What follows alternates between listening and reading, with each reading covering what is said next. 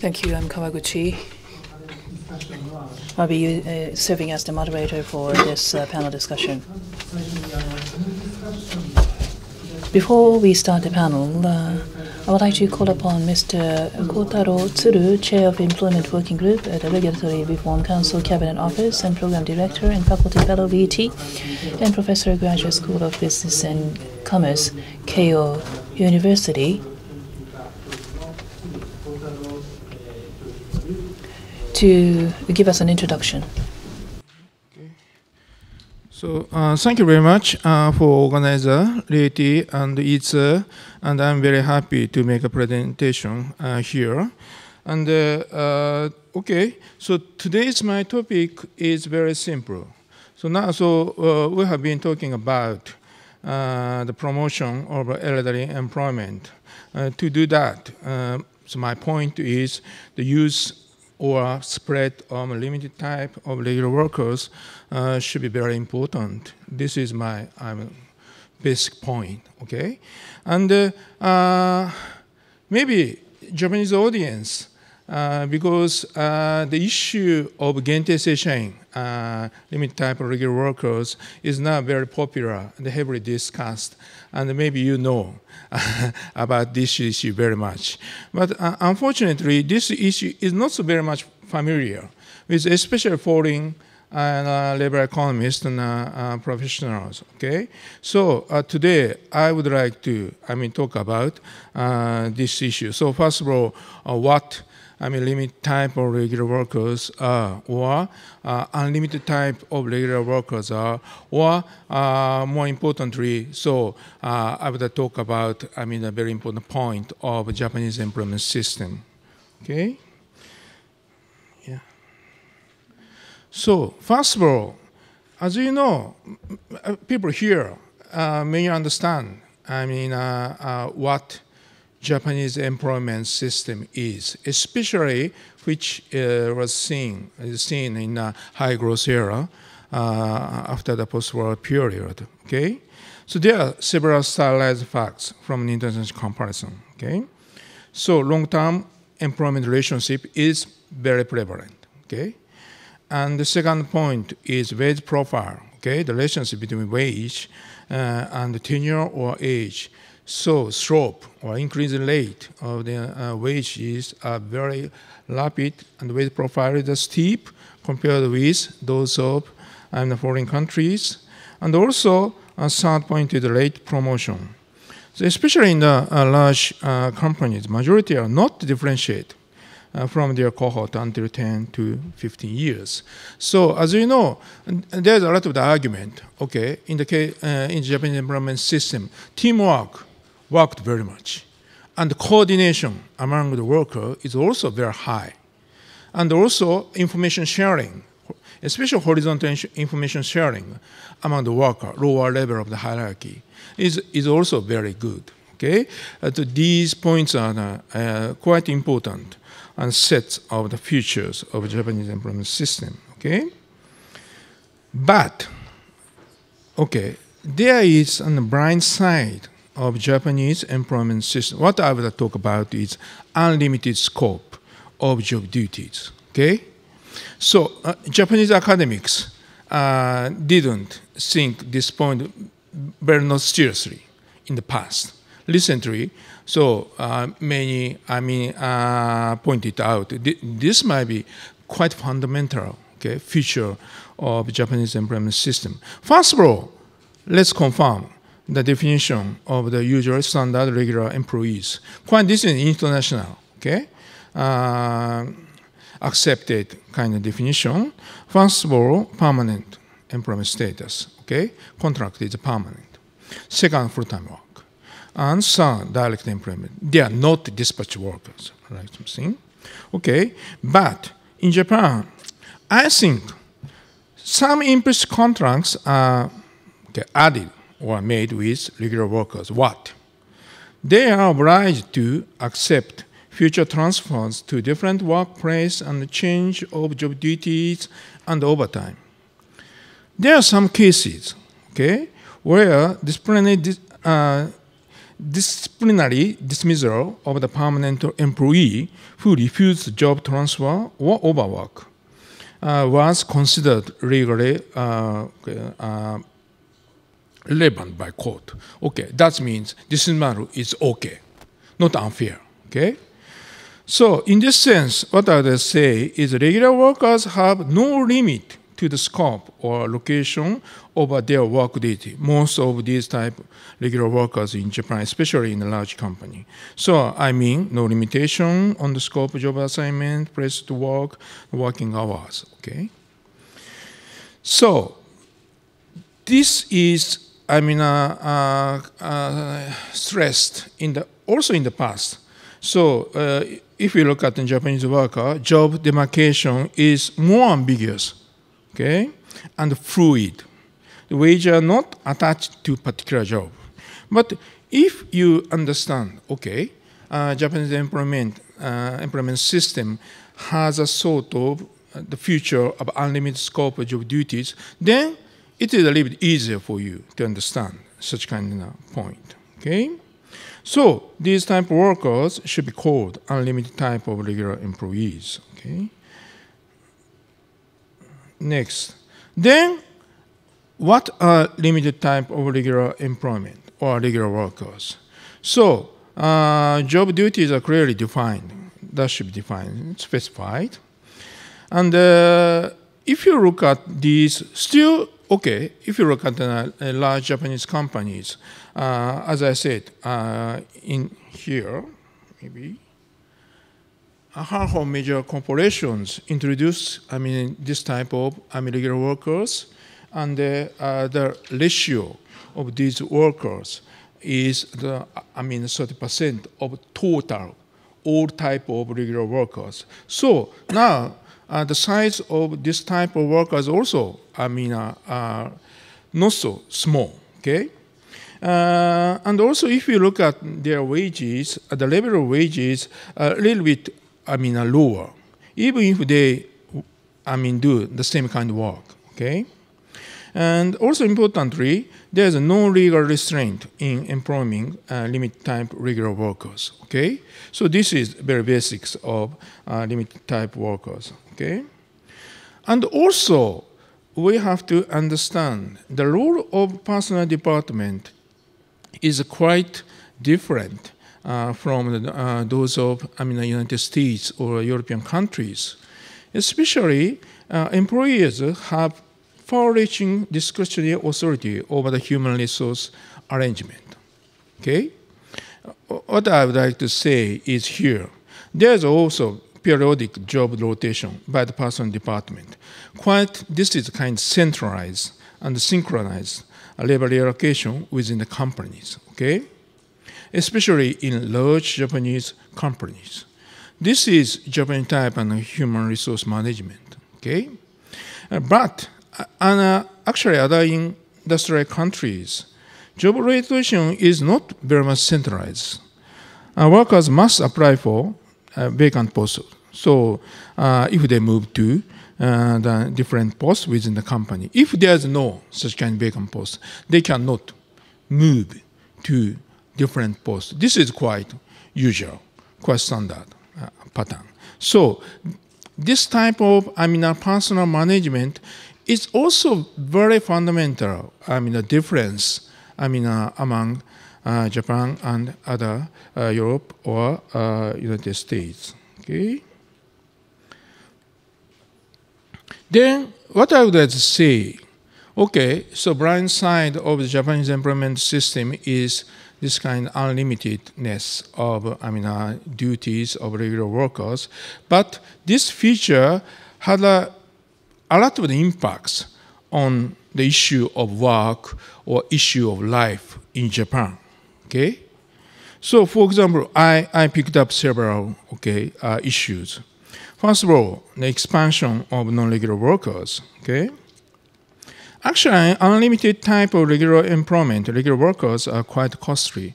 I will explain later, but one thing is a little difficult to dismiss, or anyway, as I said, there's a kind of additional implicit contract. So if we consider such kind of contracts, maybe the wage level should be higher. This is quite reasonable, okay? And in such case, business have become cautious about hiring such employees because costly. And especially in 1990s, there was a large increase in uncertainty or globalization or deregulations, okay? Such kind of increased uncertainty changed management behavior, and they try to increase in the number of non-regular workers, especially fixed-term contract workers. This is one thing. The other thing is long working hours. Especially in the case of unlimited type of regular workers, it is really difficult to refuse overtime. And Japanese labor hours regulation is quite a little similar to European type. But important thing is there are actually no real limit of working hours. And this is a very big important difference between European countries, okay? And also, I'm talking about the role of the buffer. So long working hours should be the buffer for avoiding employment adjustment due to economic downturns. If, anyway, so Japanese workers who very, very long working hours in the boom of the economy, then, okay, in the economic downturn, they can decrease the working hours. But still, within, the regular, working hours, then in such case, the firm should not, cut such kind of employment. So, long working hours is very much related to sort of the Japanese type of employment adjustment system. Okay, and third one is inhibiting women's active workforce participation. So if the husband is unlimited type of regular workers, wives are often expected to stay at home to look after the family. So even when women would like to, get another regular employment, but the need to raise children and care for the elderly members of the family has created an obstacle in maintaining their professional career. It is very difficult to be unlimited, type of regular workers. If you would like to do, raising children and caring for the elderly. Okay, this is quite simple. Okay. And I would like to talk about unlimited scope of the duties of regular workers is also related to the Japanese dismissal rule. Okay, I'm talking about employment protection legislation. Okay, so but if you look at OECD statistics, for example, EPL, Japan is among the group of nations which lower protection than average. Actually, I show, oh, sorry. Yeah, here, actually, lower than average, okay?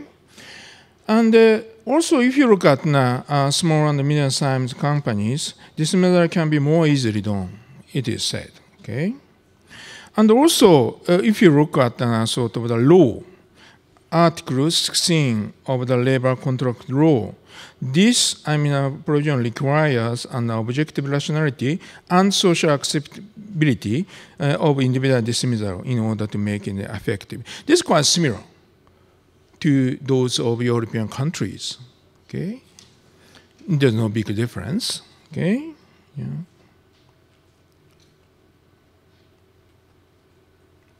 But still, important thing is some managers of large Japanese companies still think, still believe Japanese dismissal regulation might be strict. Okay. Why? Maybe there is this is also a case law, but there is 4 criteria to judge the legal relevancy of the dismissal for economic reasons. One, I mean, I would talk about one of the, among four. So it shows best effort to avoid dismissal on the part of the employers were made before the dismissal, such as asking the employee to relocate or transfer to another company or voluntarily retire. Okay? So, court would examine whether such effort was sufficient or not. Okay? But this shows, okay, they ask, so companies, I mean, maximum effort to do that, such reallocation, transfer. But this, there's a kind of presumption that anyway, Japanese regular workers are all unlimited type of permanent workers. So in such case, they should, or they accept a change of the workplace or job assignment. Then, I mean, it is quite reasonable for the company to do that before they fire these type of workers. Okay? But I would like to say, this kind of obligation might be some burden on the side of the employers. This is what I would like to say. Okay, then finally, I mean, with the relationship with and the promotion of the elderly people, this part is very, very much important. Then, what I would like to say is, in the system of unlimited type regular worker system, I mean, middle-aged workers, okay, their wages are a little bit costly. Why? In Japan, I mean, wage is not related to a particular job, as I said, and continue to rise during the course of the worker career in the especially large company, under the presumption that their occupational ability should increase with their tenure age. So, Professor Himeno also pointed out wage increase with age, even in European countries, okay? But next, I would like to talk about kind of difference between Japan and the European countries, okay? And also, as I said, it is a little bit more difficult to dismiss unlimited type of regular workers, okay? Then, in such case, they have very good incentive to stay in their companies, even under some negative pressures from the employees, a kind of a harassment. Or in Japanese, oidashi bear. So we often talk about such a thing. But why? Why still they would like to stay in their companies? Because, I mean, the reason is quite simple. If they move to another company, their high wages would fall very much significantly. This is a very important reason, okay? So, I will explain these one by one. But first of all, I would like to talk about, in advance, kind of conclusion of the sort of future of Japanese wage system. First of all, an international comparison wage system. Japanese system is characterized by the deferred compensation. So, this is kind of larger type, okay? Very steep wage profile. And it is still difficult, or say, kind of the concrete, very, very clear evidence whether wage is higher than the productivity. This is still, I mean, a big question. But, I mean, there's some another kind of hints or signs of this, okay? I will. Because in Japan, in the case of Japan, and this is quite unique feature, is quite a large decline after mandatory retirement, if you look at the wage profile. This is quite uniqueness of Japanese wage system. But steepness wage profile has slowed down, declined over the past 20 or 30 years. This is also true. But still, there exists very, very clear difference from the Western system. Because in Western countries, United States and Europe, wage typically stop increasing, Okay, once workers turn 40, but in Japan, even if you reach 40 years old, still wage is increasing. This is very important difference. Okay, and the seniority. Anyway, I will go back to this, and one by one. Okay, first diagram. This is very old research when I worked for the Japanese government. Okay, so okay, if you look at this is production worker, this is office worker, this is age wage profile. Japan is like this, and this is UK, this is Germany. Very flat, and the lift steeper, but large decline. You can understand the same kind of trend. Also, in the case of office worker, okay? And here, this is Japanese wage profile by industry, okay? Or by sort of educational attainment, like something, okay? This shows, okay, wage profile, steepness wage profile is declining, declining, declining, declining. If you look at all type of wage profile, now you can find kind of decline of the steepness of the wage profile. Okay, what would I say? And here, this is by Professor Kawaguchi. Okay, very important contribution. Okay, this is U.S.-Japan comparison, and also he shows high school graduate and university graduate. Again, the same kind of, a little steeper and large decline, okay? And this is steep wage profile, but large decline. But if you look at United States, from here, quite stable, a little decreasing. And this is also quite stable, flat. Still, 20 or 30 years later, this kind of pattern also possible. And this is quite interesting diagram by Ebihara-san.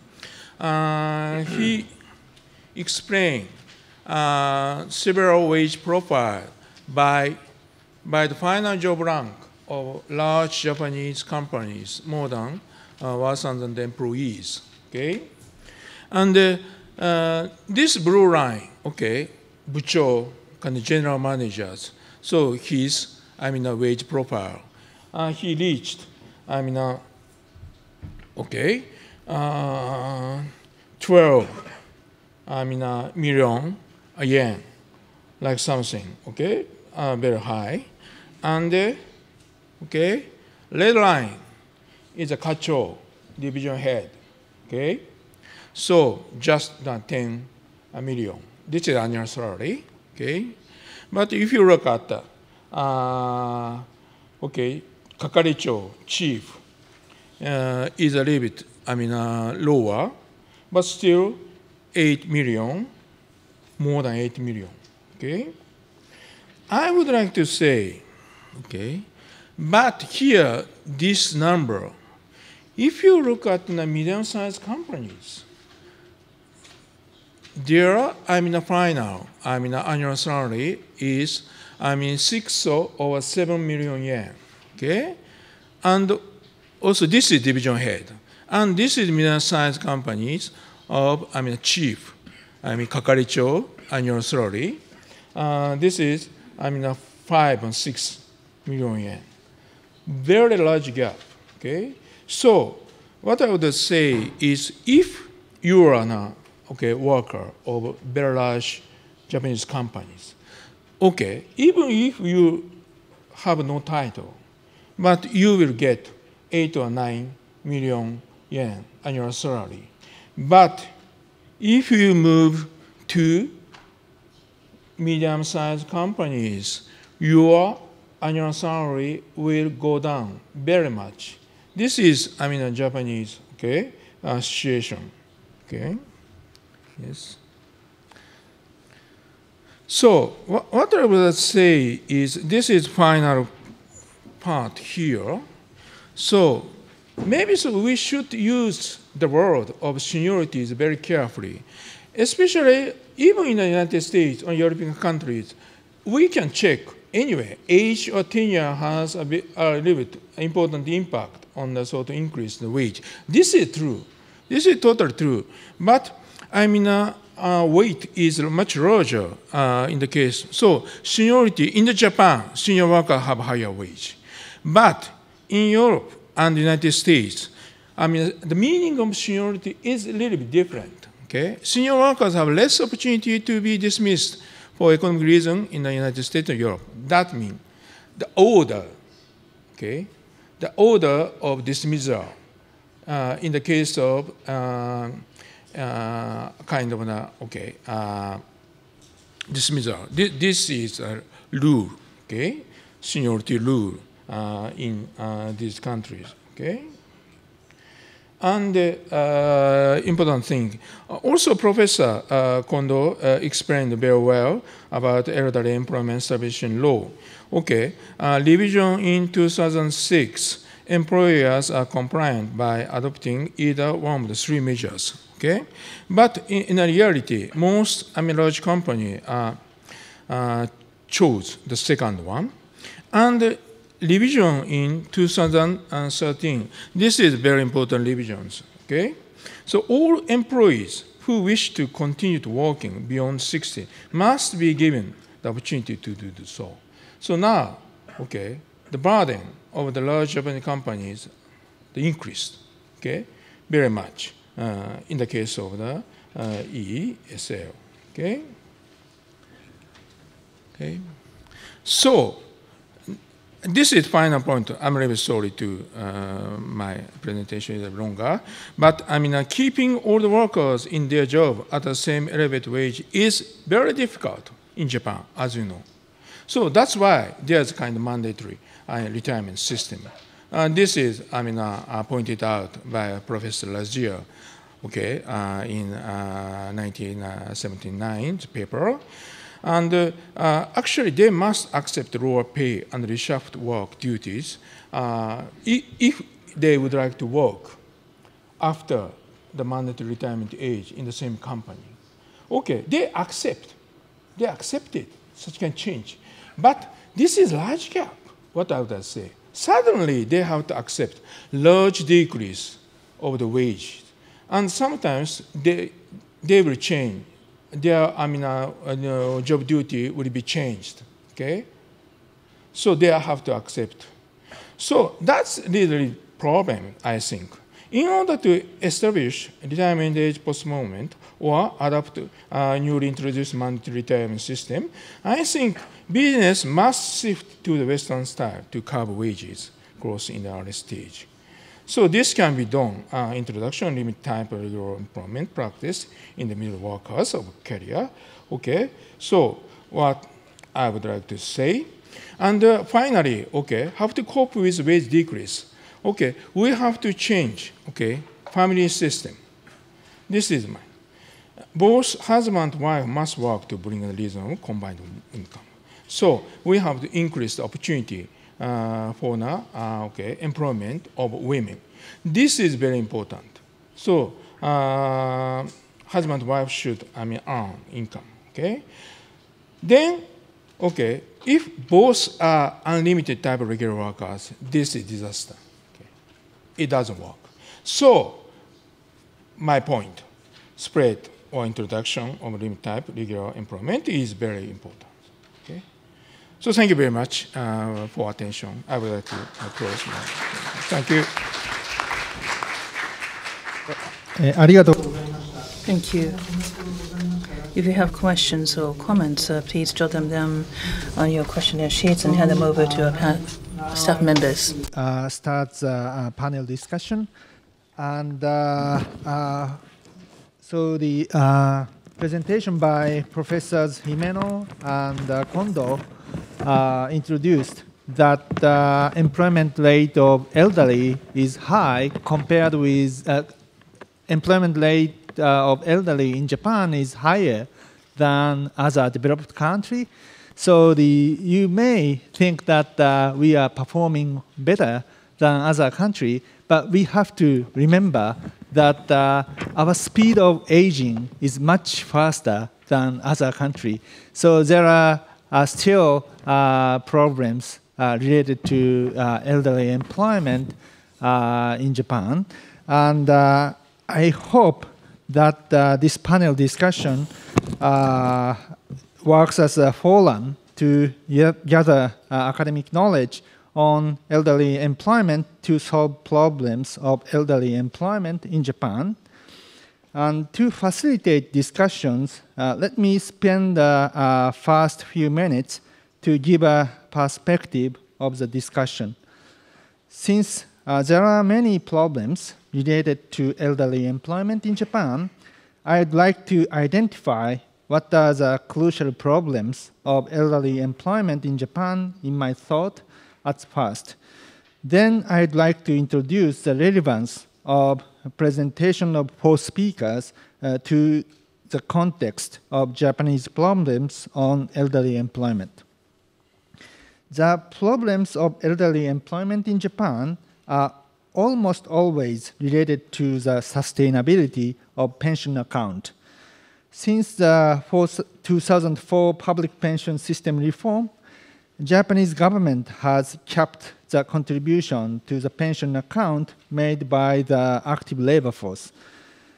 In the environment of increase in dependency ratio, which is the ratio of elderly aged 65 and over to the active labor force aged between 15 and 64, capping the contribution necessitates a cutting benefit for elderly people.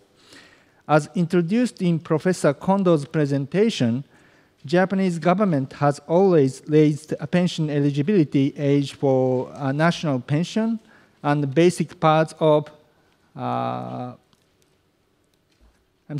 Japanese government has already raised pension eligibility age for national pension and basic parts of employees' pension and mutual aid pension up to 65. The eligibility age for proportional part of the employees' pension and the mutual aid pension, which are significant parts of pension benefits, will also be gradually raised up to 65 by 2025. In my opinion, further increase of the pension eligibility age is probably needed, while it eventually depends on the future population trend and macroeconomic performance. So Japanese law allows firms to set mandatory retirement age at 60 or above, so the gap between the mandatory retirement age and the pension eligibility age emerges as a problem whenever the government attempts to increase the pension eligibility age. The revision of elderly employment stabilization law is aimed at filling the gap between the retirement age and the pension eligibility age. The revision requests firms to take one of the following 3 actions. 1, abolishment of mandatory retirement. 2nd, setting mandatory retirement age at 65 or above. 3rd, offering the employee an opportunity of re-employment. Most firms, particularly larger scale firms, take the 3rd option. In case of re-employment, many workers accept 40% to 50% wage cut. This is what is said. Anecdote point out that many re-employed workers are assigned to simpler jobs than the skill possessed by re-employed workers. So in my opinion, the re-employment option is popular because workers in their 50s, particularly those in larger scale firms, are paid above their productivity and extending mandatory retirement age act as a cost pressure on firms. So now I have to add a caveat that the comparison of wage and productivity of workers are quite difficult because estimating productivity of workers by age is extremely difficult.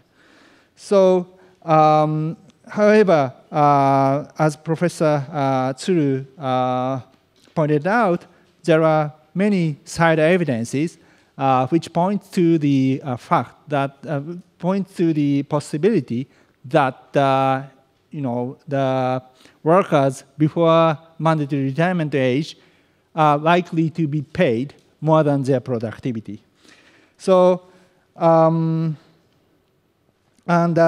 also, as reported in Professor Tsuru's presentation, workers in larger scale firms experience a steep earnings age profile, most likely because of an implicit contract and the period of overpayment should be terminated by the mandatory retirement age.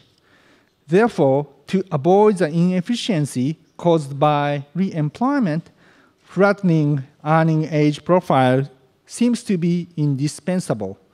I hope the panelists share their view how to implement this reform.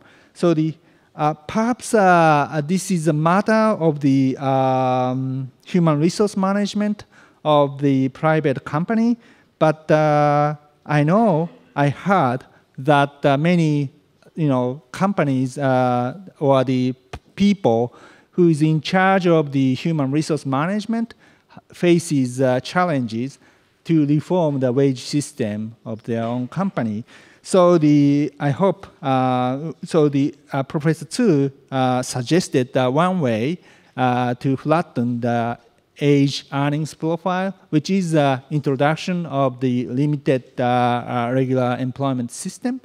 So I hope that panelists could elaborate more about the possibility.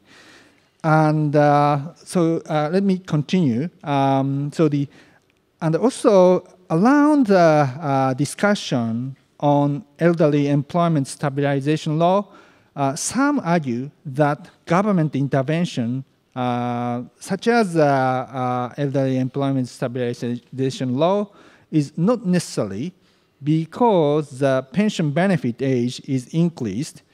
Then elderly workers who experience mandatory retirement from their primary job actively seek for a job to secure their income. So basically, if the pension eligibility age is increased, then they basically lose their income.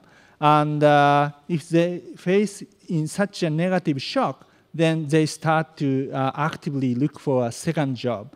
So the government intervention that require or request firms to offer a job opportunity for elderly people is not necessary. That is an argument made by some. So the 2007. So I would also like to add a comment on the Age Discrimination Act in Japan. So the 2007 revision of employment measures law principally prohibits age restriction at recruitment and hiring. However, the full assessment of the effectiveness of the law is yet to come. And there is also a caveat that this law gives some exemption.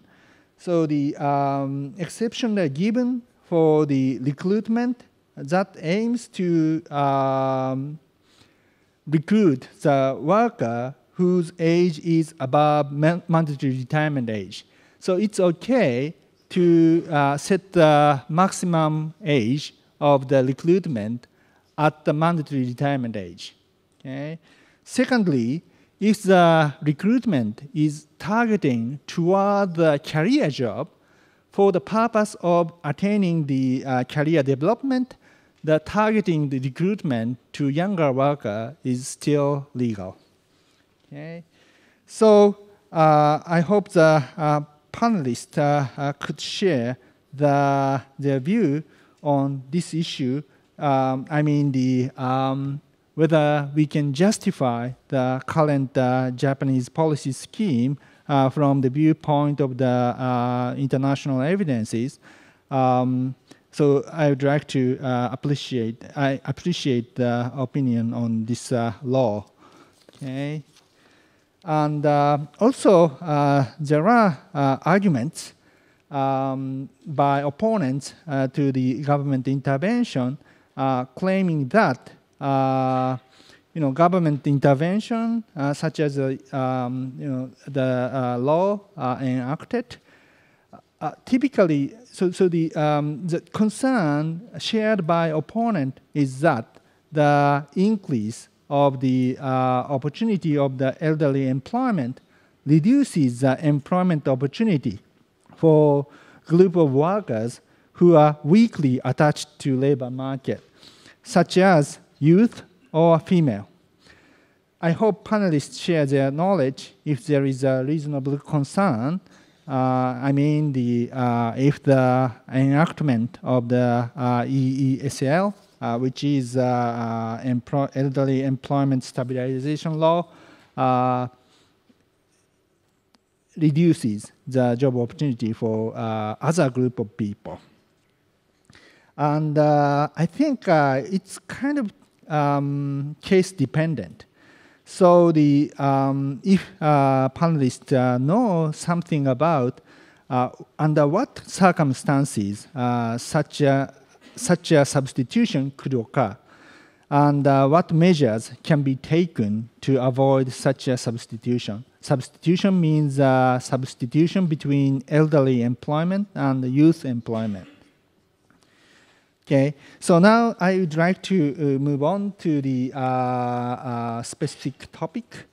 So I think one of the challenge met by the human resource managers in Japanese company is that it's difficult to flatten the age earnings profile of the regular worker. And so I was wondering if you observe the same phenomena in the United States or Europe. So perhaps this is a question directed to Professor David Newmark or Professor Yuan Himeno. So I was wondering if there is such a case that the productivity of the middle-aged or aged workers exceed their productivity. So do you have any thought on this issue? Well, is this on? Are we on? Yes. I mean, I don't know the evidence for Japan, right? But I think in one of the slides from Professor TSURU's talk, it showed that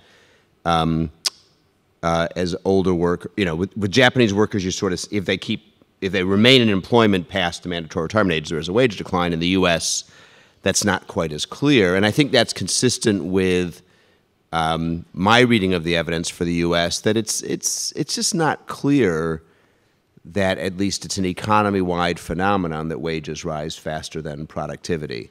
It should vary by industry. It should vary by type of work. And empirical tests, as you said, are difficult to conduct, which may be the reason they're ambiguous. So I mean, there was an old debate in the U.S. about when we passed age discrimination legislation. The first thing it said is it protects people from 40 to 65. So it left mandatory retirement in place as long as it was no earlier than 65. Then it pushed mandatory retirement to 70 and the coverage of the law to 70, and then it just said 40 and up, and mandatory retirement became illegal.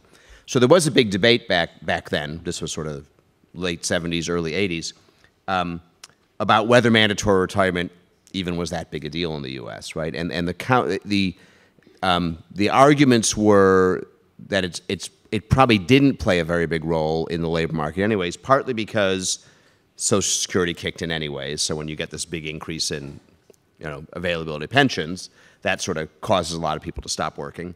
And that, at least then, less so now, a lot of workers had defined, sort of the classic defined benefit pension plans, where you paid in or your employer contributed as well, and then you got some share of your pay after you retired. And those plans can create very strong incentives to leave the workplace. People often don't get this, but if you work another year, you've taken a year of your pension and thrown it away when you have a defined benefit plan. So your pension wealth, if you keep working beyond sort of the age at which you're fully eligible, sort of spikes and goes down a lot. So I don't know that it's that big a deal in the U.S. I guess I also, maybe you can help set the context here.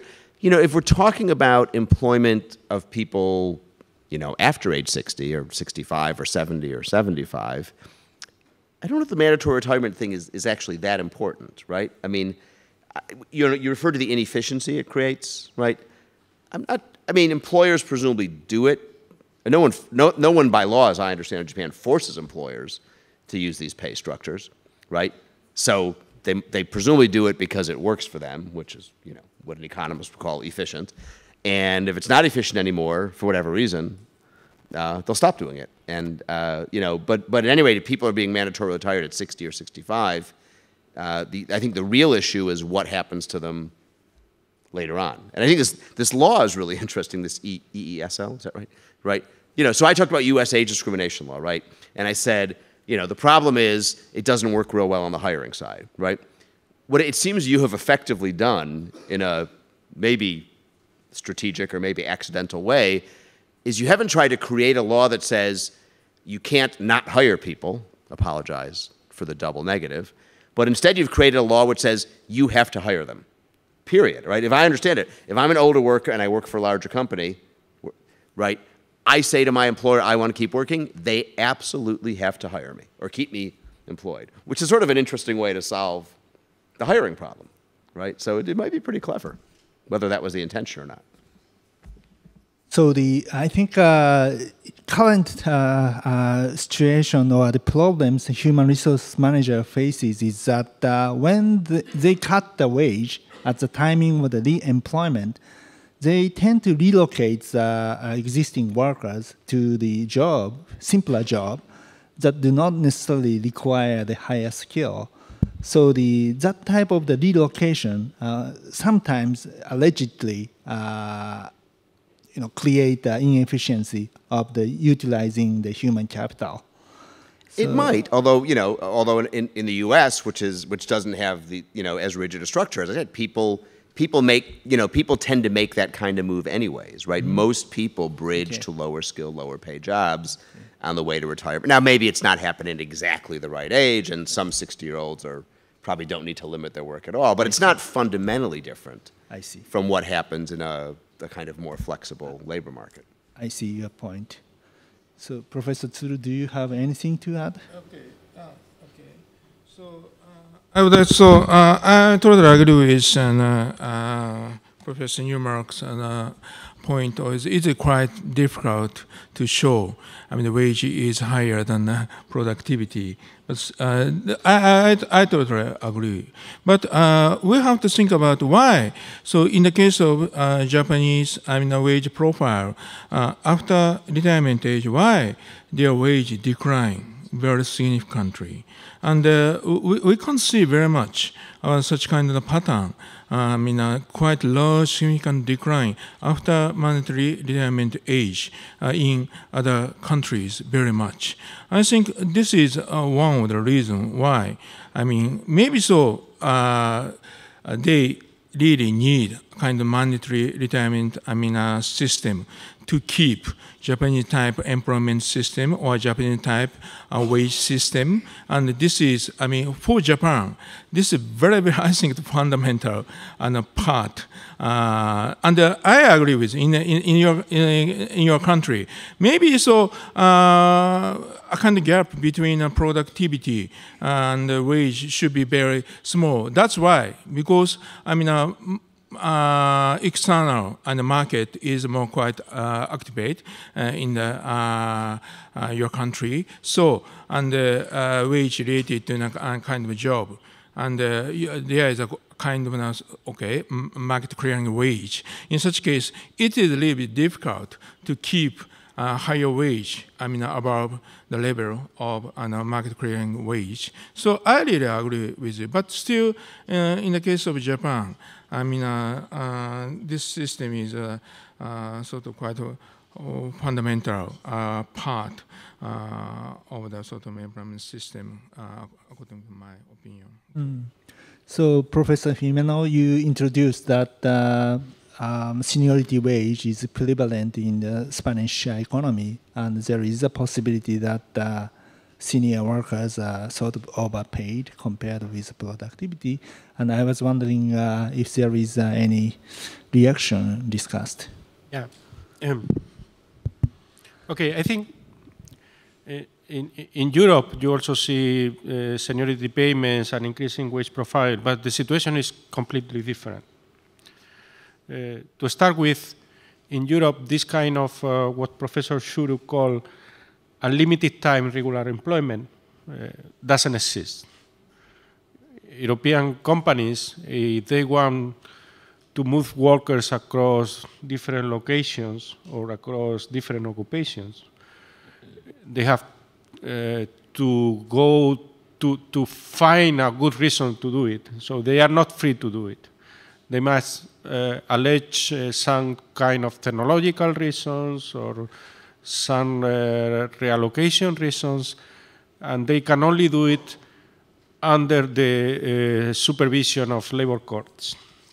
So there is not this kind of unlimited time regular employment, and therefore there are not the kind of wage promises associated to this kind of employment, which is, as I understand, the Japanese case. In the Japanese case, you have promises of wage increases in the future in exchange for flexibility and commitment to the firm by the part of the worker. So this is not the case in Europe. Also, in Europe, either mandatory retirement does not exist or the mandatory retirement age is well above the pension eligibility age.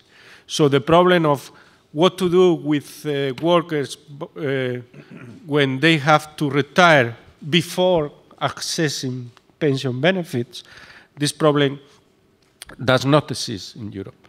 Okay? Typically, in Europe, the situation is different, and is, as Professor Newman said, the discussion is about how to make workers retire later, because typically access to pensions provide an incentive to retire very early. Okay, so this pensions typically in most countries under defined benefit systems were too generous. So people have the incentive to retire too early. As for the wage productivity profile, well, it's very difficult to say. I mean, I don't think we can provide evidence about when productivity is above or below wages. It is true that in many collective bargaining agreements in European countries, you have these seniority payments in which the wage were increasing every 3-4 years, depending on tenure. But it's also true that this type of payments had been reduced significantly over the last 2 decades. So now it's not longer the case that you get seniority payments in the private sector of the economy. They still exist in the public sector, but in Spain, for instance, very few companies continue providing these seniority payments.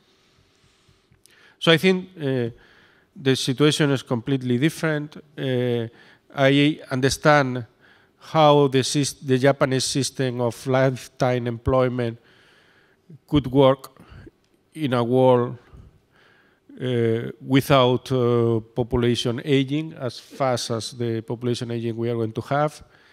And I understand the problem that you have now. The problem is that the promises that companies make to workers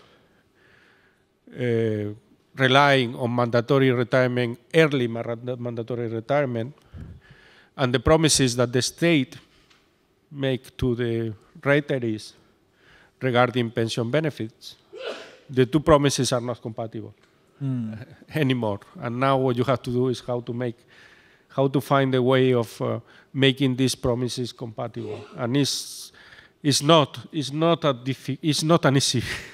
an easy problem to solve, because I guess that both systems were very much rooted into Japanese culture, and changing this is going to be difficult.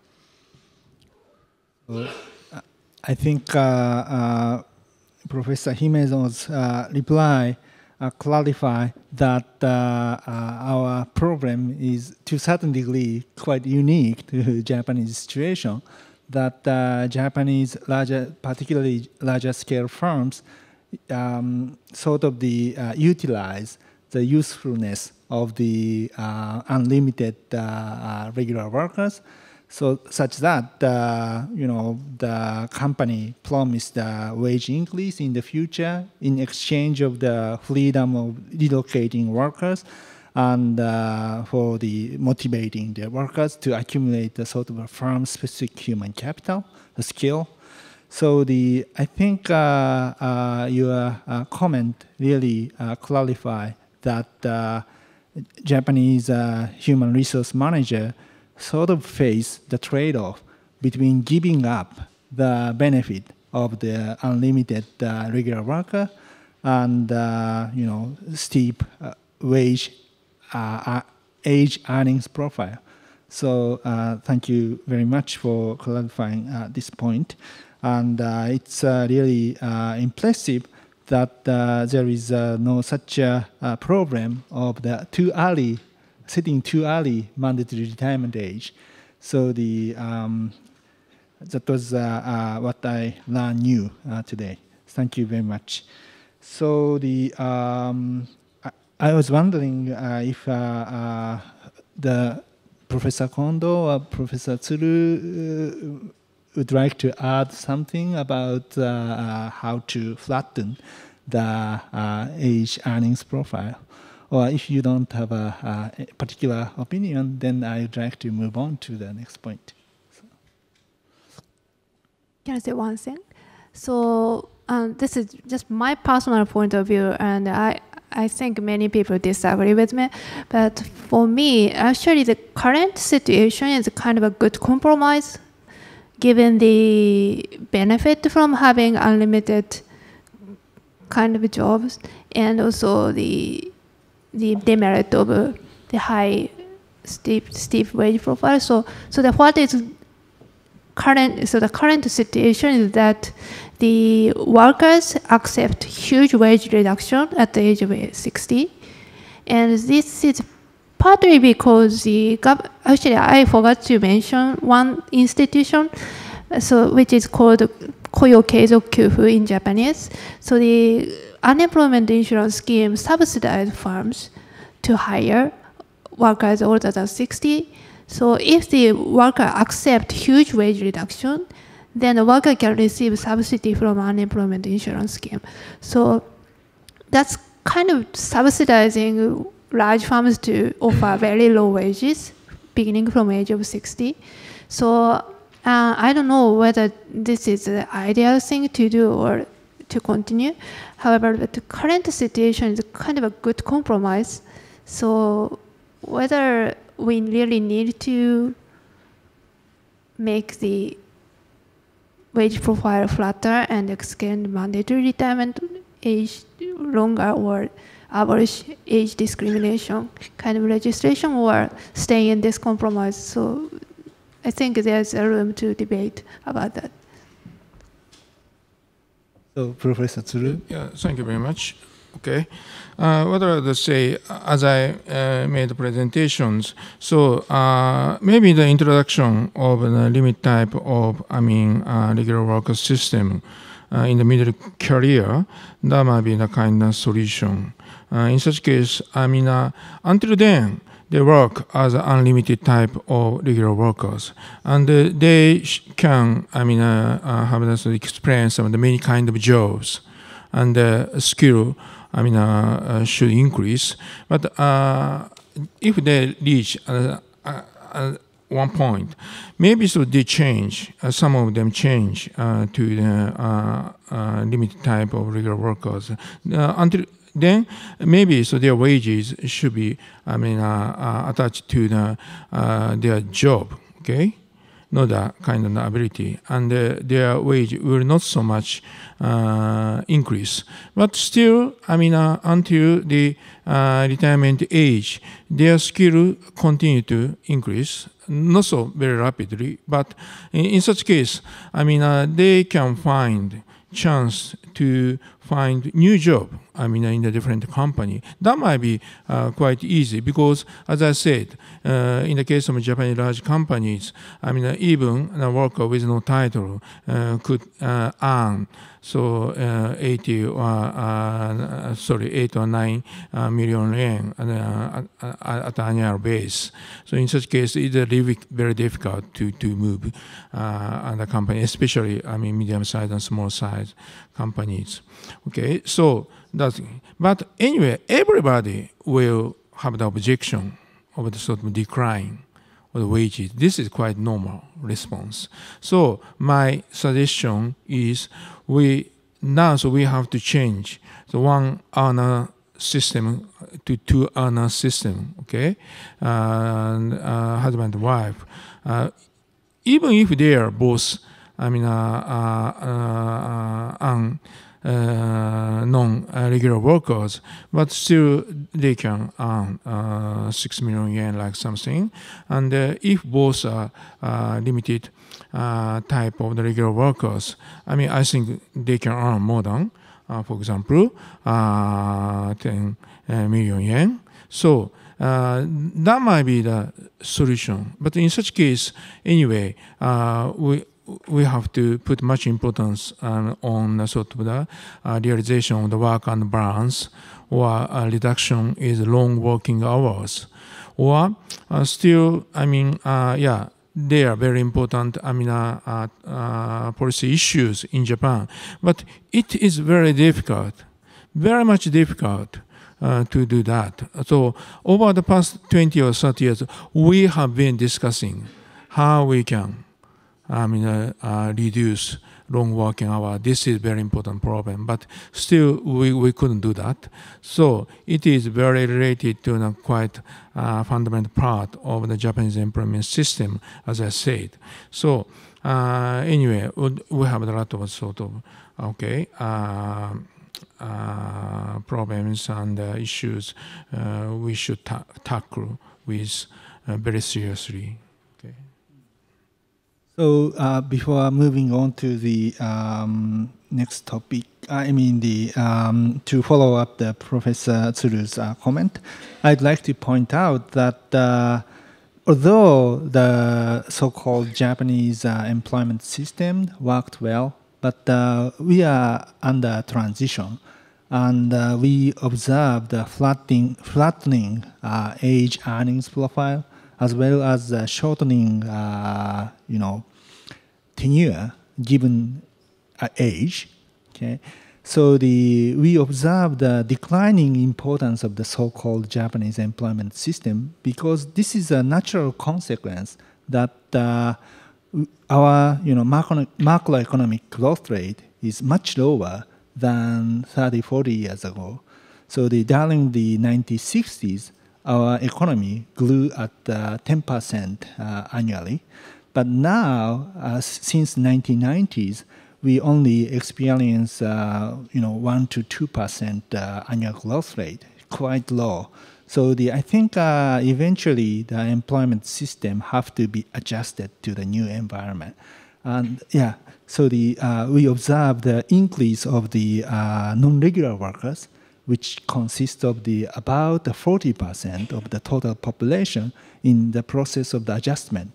And as the adjustment goes through, I mean, while the non-regular workers are increased, they are holding a very unstable position in terms of the job security, and they don't experience the wage increase over career. So the division becomes a non-regular worker, and the unlimited regular workers become a sort of social problem. And as a solution to this division, the introduction of the limited regular worker is start to be discussed. So that's a background I forgot to give you. So I would like to add this point. So just make two other points I think are worth making. I think so. First of all, we've been focusing a lot on this phenomenon, and maybe it's a problem that when these under the ESL workers sort of get this extension, new job, whatever, after mandatory retirement, and they make a lot less. Of course, one thing that could be going on is there could be a lot of age discrimination in hiring, right? And therefore, this is the only place they can get a job, right? So you can, in which case, firms can make you very much. So the governor is saying you have to hire them, but they have zero outside options, right? So essentially, the firm makes them a very low take it or leave it offer, right? And if they can't get their pension, there's not much they can do. So it's not entirely clear. I mean, A, what to make of the wage decline, but B, you might think about evidence on, do some of these people get jobs at other firms? If they do, are the wages a lot higher, or is this just sort of an extreme form of segregation? That is, I can only work at this one firm. And the other point I want to just really second is the going to a two-worker in a family economy. We've been talking about elderly employment, right? But the motivation is population aging, and I think we often lose sight of the fact that we don't. Increasing employment of the elderly is not the only option. We just need to increase employment of somebody, right? And I've been struck. We've had this day-and-a-half conference before this symposium, right? And I guess I sort of knew this 30 years ago, but haven't looked at it for a while.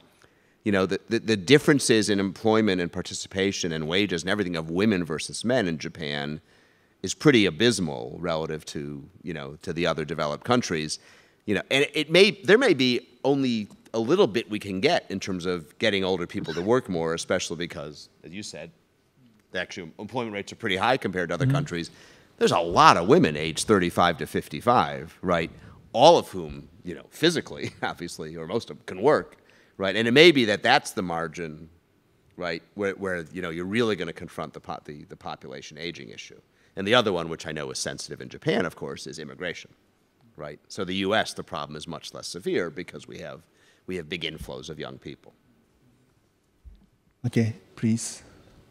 Yeah, one more point is one of the lessons we learned in Europe from the last crisis is that when you have a problem, it's very important to have very many instruments to deal with it.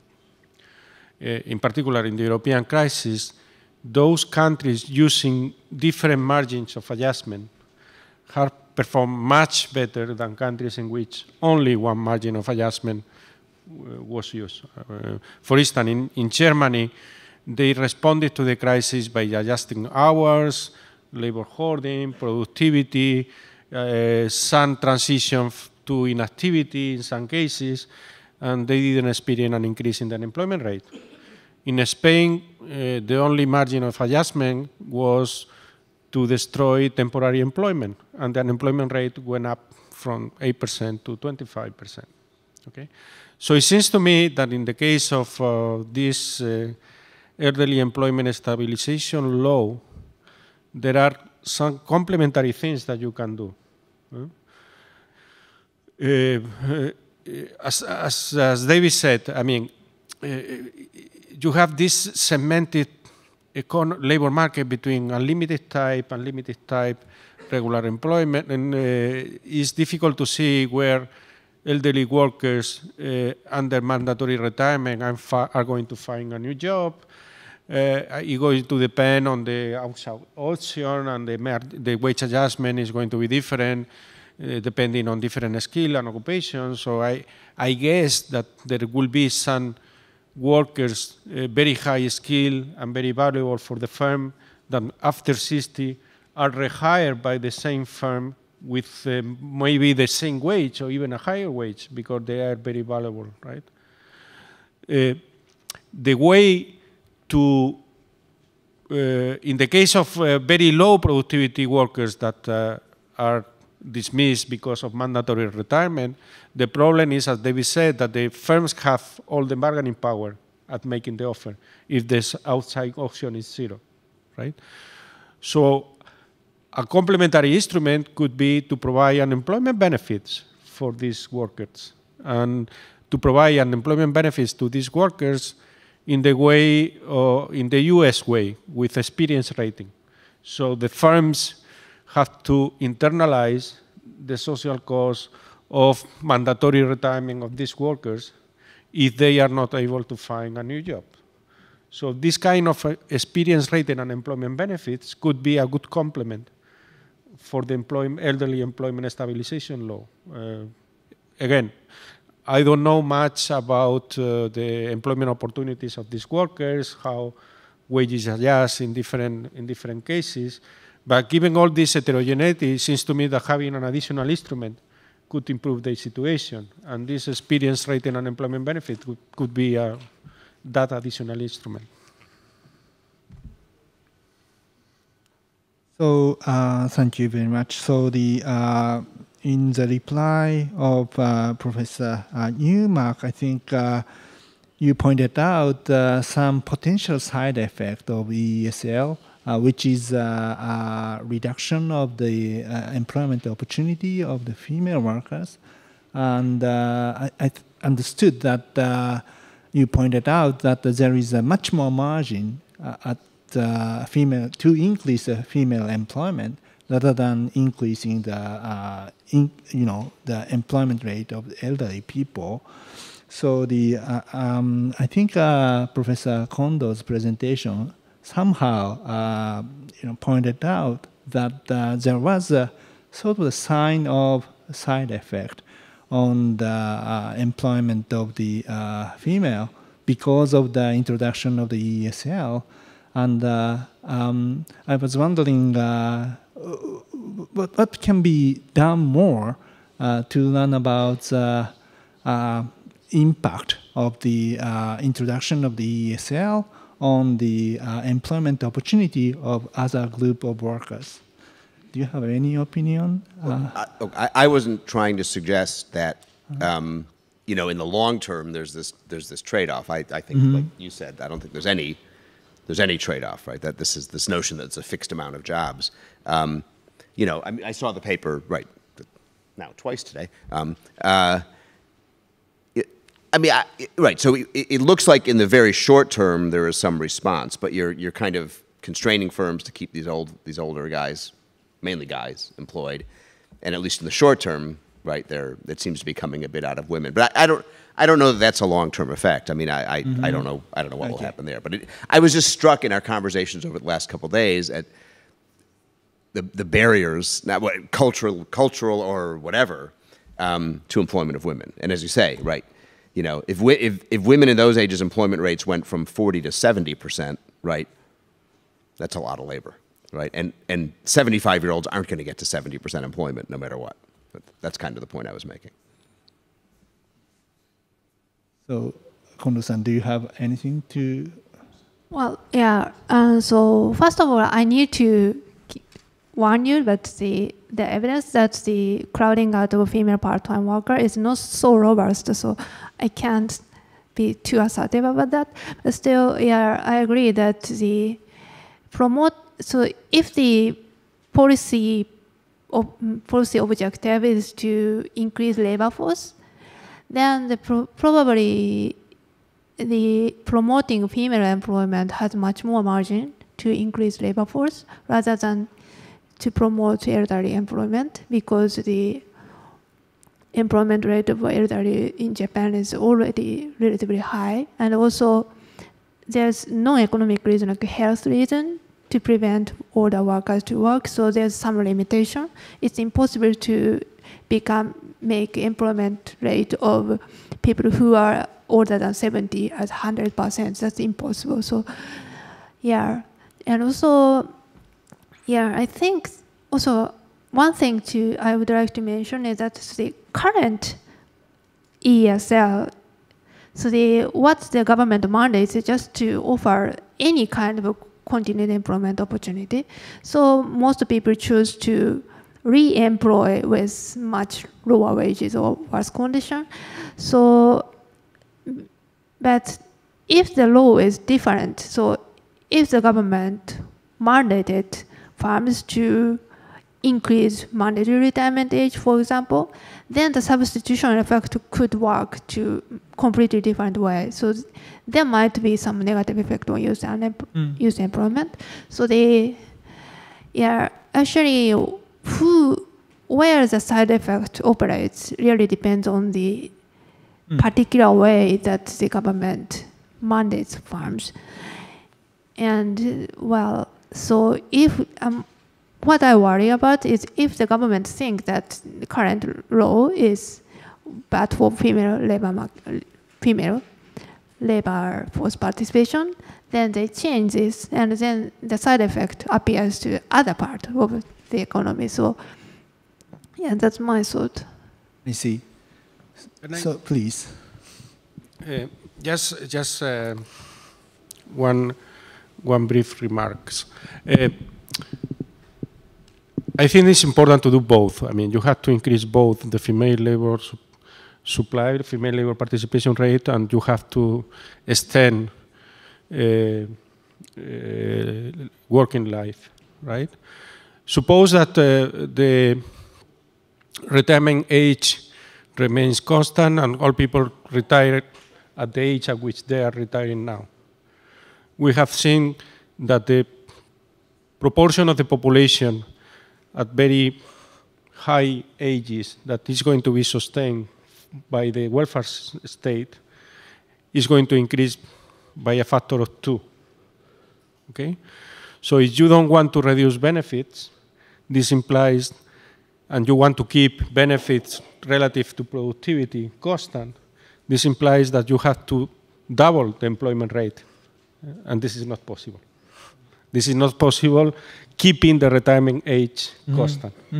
You have, for that reason, if the objective is to make the welfare state sustainable and not cutting benefits, you have to increase both things. You have to increase the employment rate of women at middle ages, but also you have to increase the employment rate of older workers.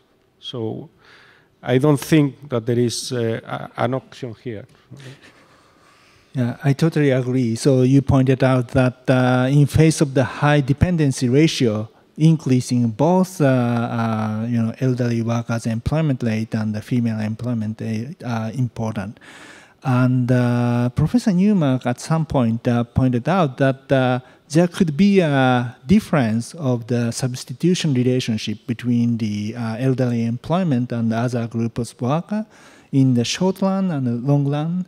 And I was wondering what would make a difference of the response in presumably the reason most economists are very skeptical of this idea that if older guys work a little longer, young guys aren't going to get jobs, is because if we increase employment, demand increases, right? So in the short term, all a firm may be seeing is the government just told me I got to keep these 61-year-olds in some job, and I haven't seen the macroeconomic effects of, so they now have more money, right? But I haven't seen the macroeconomic effects of their additional spending, and it may not be that firm reacts much, but across the board. I mean, so asking whether it's, in some sense, the firm level analysis isn't necessarily isn't going to capture the general equilibrium. Aside from taking a while to be observed, the firm level analysis doesn't really capture the general equilibrium effects. But the reason we reject the lump sum fallacy is more people work, there's more output, there's more demand. I see. Thank you very much. So you are claiming that the increase of the employment opportunity of the elderly could produce additional income for elderly people, and that create a sort of consumption, and that might also expand the employment opportunity of the other group of people. It may at least mean there's no reason they're going to be reduced, right? Depending who's demanded. I mean, depends what people consume, right? Right. That's going to determine. So the elderly workers tend more. to, for example, consume more of the healthcare service, and that is a labor-intensive service. And mainly, oftentimes the service of the health care industry is provided by female labor. So that could be one potential pathway that increase of the income of elderly people expand the employment opportunity of the younger female workers. That would be just one example. Yeah. So please. Well, please, Professor. You Jimeno, have another please. example. In many European countries before the crisis, of course, it was a period of expansion, a macroeconomic context very special, but what you see is increasing employment rates of older workers and decreasing unemployment rate of young workers. So you see that it is possible to increase the employment rate of elderly workers at the same time that reducing youth unemployment, even in countries in which youth unemployment is a very special problem. Of course, during the crisis, the situation in some countries has changed, as I explained during my presentation, but this is only because just destruction concentrated because of the peculiar labor market configuration that we have in some countries, concentrated in some particular group, not because there is this lump sum fallacy operating. Okay. I see. Okay. Professor Tsuru? So as for substitution effect, I would like to say two things. Okay, first of all, I mean, in Japanese large companies, every year they would like to hire, determine the size of the new, school graduates, okay, as a regular workers. Okay, this is quite a Japanese way, okay? And in such case, they would like to stabilize the size of such kind of cohort every year. Sometimes it is quite volatile due to the economic downturn or the boom. But still, it is a little bit difficult to hire, and in the medium career from other companies through. So they would like to, hire such kind of new, graduate. They keep the size. So in such case, maybe the substitution between elderly worker and new graduate, maybe kind of effect is smaller. So in such case, we should think about, among non-regular workers, okay, among fixed-term workers, still we have to think about. But the role of, elderly workers who continue to work within the same company after the, mandatory retirement, maybe so companies, always hope their skill is very important.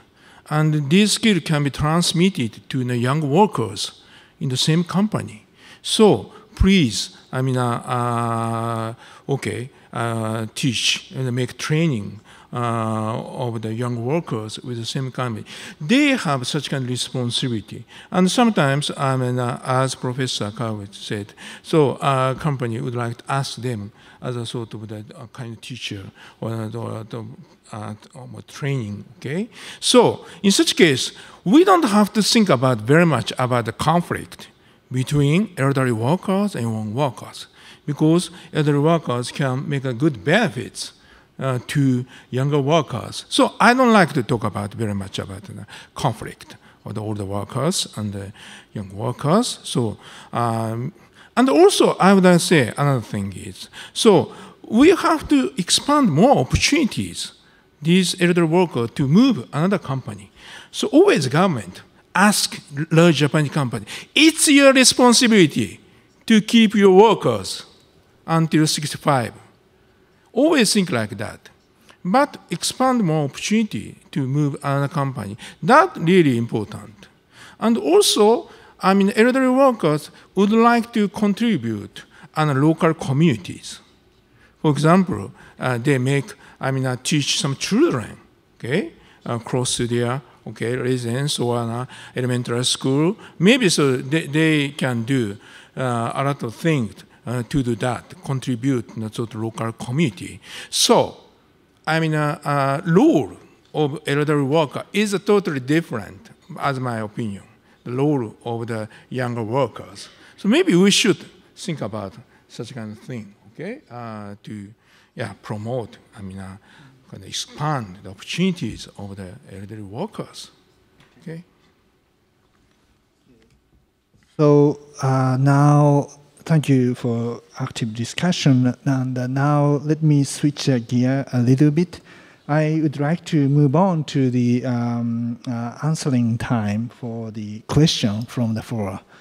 And I have several questions, and some questions seems to be quite specific to the Japanese speaker. And so I would like to introduce several questions, general questions in English, and then would like to switch to Japanese language. So first question is that what would be the impact of the introduction of robot or artificial intelligence on the employment of youth and elderly? So if you have any thought on that, perhaps impact of technology on employment of elderly and the youth. So could you share the thought on that? People have been worrying for well over 100 years that robots were going to replace workers, or mechanization, you know, and we have more mechanization and more robots and more people employed than ever before. So you know, technology, certainly we know from a lot of labor economics research, right, it can affect the wage distribution. You know, if you're replacing low-skilled guys, then their wages fall relative to high-skilled guys, and maybe technology is going to start replacing high-skilled people, but I'm not a technologist, but I'm skeptical. So I don't know. I don't know if a robot is any different from mechanizing, you know, some other kind of mechanization. It's just a more sophisticated level. So I don't lose sleep as a labor economist about these Some things. argue that this time is different from the past experience. They argue that every time.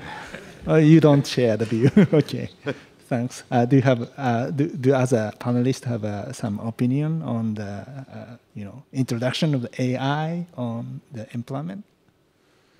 Well, I mostly agree with David on this, but there are two things that maybe makes this time different. One has to do with this revival of the secular stagnation story by Larry Summers and other macroeconomists. And one of the reasons why they think that they could be a secular stagnation is because there is going to be a permanent deficit of demand generated by high savings and low investment. And one of the reasons why low investment could be low is that the relative price of capital is decreasing. So what makes robots and artificial intelligence different to the mechanization of the past is that they are very cheap, or they can be produced very cheaply. Because at the end, it's just, I mean, before mechanization, you had to build very large buildings, very heavy equipment, and so on. Now the difference is that robots and artificial intelligence is very cheap. So if the technology goes this way, what we are going to find is low price of capital, low investment, and this creates this kind of macroeconomic context in which there is a permanent deficit of demand. That's one point. The second point, but this has nothing to do with the labor market. It's just is a macroeconomic argument, not something to do with the labor market. The second point is that depending on the skills and the type of jobs that are substituted by robots and artificial intelligence, the distribution of labor income could be very much polarized. Mm-hmm.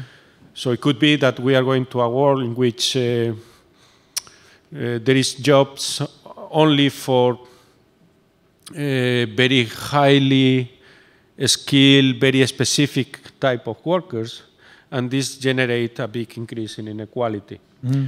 And this increase in inequality, of course, has consequences for the labor market and for other social and economic issues. So I don't know. I have no idea what is going to be the technological innovation in the next 50 years. I don't think that nobody knows. But if this is the path, I think we should worry about polarization and inequality more than about other kind of labor market issues.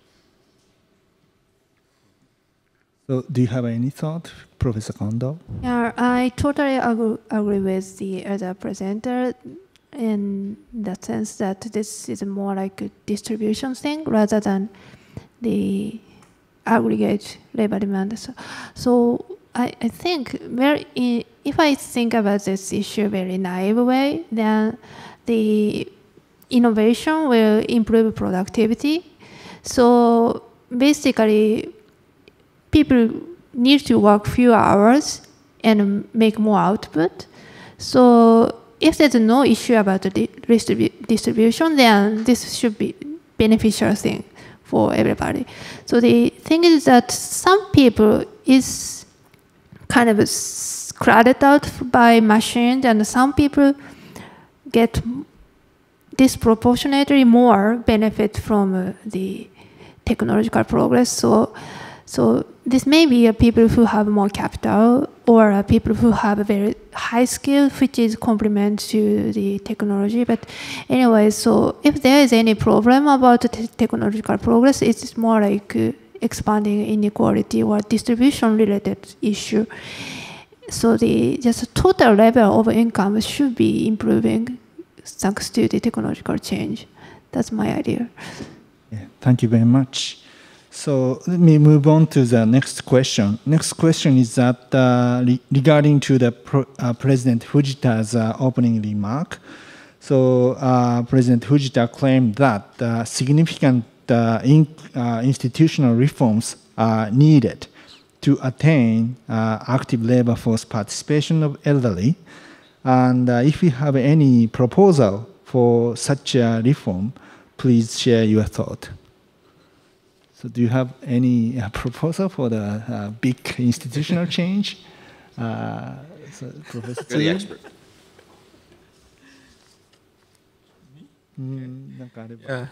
Thank you very much. So today I talked about the problem of the wage profile in Japan. So David also stressed, so company, if you like, can change. This is just human resource management. This is just a wage system within a company. If you would like, so you can change, okay? It might be very simple and easy, but the point is it might be very much difficult. What I would say is if government change kind of regulation, if wage is regulated by law or regulation, in such case, maybe so Japanese government Japanese government decides to change such kind of law, which had a lot of impact on the sort of the wage profile or wage system. Then, story is very simple, but it doesn't work very much. Okay, so now important thing is everybody thinks anyway. Still, Japanese type of the employment system is good. Incumbents, the insiders, especially of a large company, and still, seniority wage profile. That might be a good thing. So that's I feel a kind of a lot of the difficulties when we make a reform. If we can change a kind of the perception, okay, of the Japanese people, because they are they have been very much accustomed to the existing system, existing human resource management, and Japanese employment system. Okay, so still now, so there are some problems.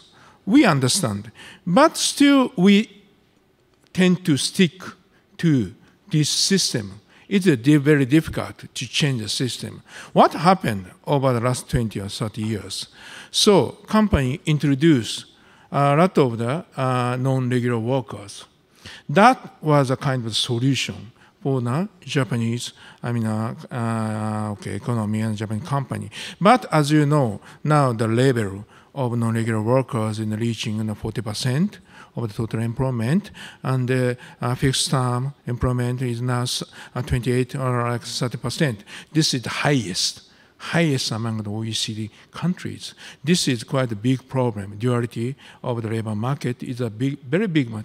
But still, a government cannot important step, okay, to reduce the size of the sort of non-regular workers, or so solve the problems of the duality in the labor markets. Okay, so anyway, I feel that's quite difficult. But still, as I said, we have to change the mindset. So elderly people, after a mandatory retirement age, they accept a kind of a large mindset change. Okay, wage large decrease, and they will change their job. Okay, but the same thing for other Japanese workers. We have to change the mindset, way of thinking to cope with a kind of a large change which is happening on the Japanese labor market or Japanese labor economy. That's my point, my opinion. But still, I'm also still doing some job in the government to the labor market reform. But it is always quite found a lot of difficulties. But fundamental difficulty is, people would not like to change. So that's most important part of the difficulties. So I guess, maybe this is the sort of Western versus Eastern perspective. I'm not really sure. But I'm skeptical when I hear a policy recommendation of let's change people's mindsets, because I don't know, maybe I think markets drive these things, but if there were overwhelming market forces to change this, I think they would. Or you got to really figure out what are the real policies, the things the government can change by legislation that might generate sort of a coordination problem of switching to a more flexible system, or whatever the case might be. So obviously, get rid of mandatory retirement. If it really is in place for the reasons Eddie Lazier talked about, and you say this is no longer legal, or we're going to phase it out over 10 years or something, profiles will flatten for sure, right? And companies will find different employment arrangements. If there's some other policy, if the problem, you talked about the hours, right, the very long hours, well, have an overtime law, right? There's a lot of sort of very explicit policies one can do, which seem to potentially able to address the problem. But it seems the question, I don't know the answer. The question is, if there really is some kind of rigidity that prevents firms from reforming their employment relationship, what is it, and what can government do about it? And I don't know what the question is. And maybe there are issues like that. Frequently with labor market policies, we sort of know it would be better if all firms did this than if all firms did what they're doing now. But making the one change for any one firm is hard. So think about completely different example: benefits for maternity leave, right? Most of us think it would be better if employers offered maternity leave than if they didn't. But if no firms do, no one firm is going to decide to do it, because who's going to come work for you? All the women who want to have kids, right? And that's going to cost you a lot of money. So maybe there's a coordination problem that sort of inhibits the rigidity, and then sometimes you need a policy nudge. But I think that those are interesting questions. So, we have 3 more minutes. So, I suspect this is going to be a question asked to Professor Tsuru. Introduction of limited type of regular workers. I mean, before introducing that system, same labor, same wage, perhaps it should be realized to promote mobility in the labor market. Otherwise, if we take the current system as a given, and if we were to add limited type regular workers on top of this current system, then the disparity or the gap could further expand. I mean, it is a chicken or egg debate. Chicken comes first or egg comes first. Why is it that we have yet to see growth of external market in Japan is that for non-regular employment, it is in a sense an external market. But for regular workers world, this is something that is hard to realize, the external market. In the case of Japan, wage is set, if wages can be set on the basis of jobs, and this is something already available in the non-regular employment, and this could be an improvement. That will make it easier for people to move on to other organizations for employment, and this will boost labor mobility in Japan. So introduction of limited type regular workers will make available wages determined on the basis of jobs. And this may contribute in expanding external labor market. So I'm hopeful that limited type of regular workers could be a trigger to promote external labor market in Japan. We should not just focus on trying to expand external labor market. We have not seen much progress in the past in trying to promote external labor market in Japan. So introducing a limited type regular worker could be it could be an opportunity or a trigger to expand external labor market in Japan. Same wage, same job. We have to be careful there. The job may be the same, wages could be different. I think there is nothing funny, odd about this. You get different pay for the same work. I mean, you may not have to work longer hours. And I talked about the addition of implicit contract. And if you have implicit contract, the wage will change. So you have to look at it as a package. So how the person is treated within the organization should be looked from a total package perspective. We should not bind ourselves to same job, same wage. We should not insist same pay for same jobs. Balanced package of compensation. You should not just be looking at wages, but balanced package. Regardless of type of employment, be it regular worker, limited type regular workers, or regular workers and non-regular workers. I mean, as long as there is a reasonable explanation as to why there is a difference, I don't think that is necessarily bad. But if the gap or disparity that cannot be justified by reasonable explanations, as EU regulation has it, we need to try to minimize the gap or the disparity amongst our workers. Thank you. It's over 6 o'clock, so it's a high time to end the panel discussion. I hope that the discussion here promote further policy discussion to address problems related to elderly employment in Japan. So at last, please join me thanking all for panelists for active discussion.